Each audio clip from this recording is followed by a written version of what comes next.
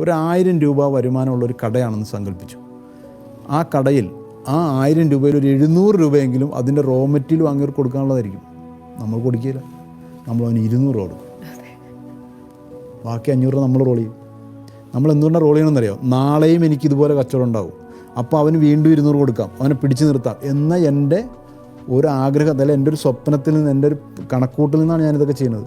അതുകൊണ്ട് നമ്മൾ എന്ത് ചെയ്യും?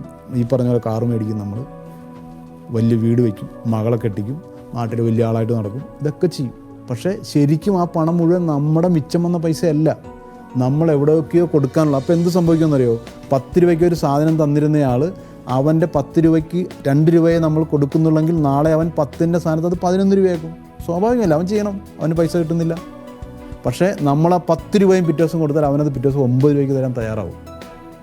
അതുകൊണ്ട് നമ്മൾ ഫണ്ട് മാനേജ് ചെയ്യുന്നത് ഒരു പ്രൊഫഷണൽ രീതിയല്ല എന്നതാണ് നമ്മുടെ നാട്ടിൽ കാണുന്ന ഏറ്റവും വലിയൊരു നെഗറ്റീവ്.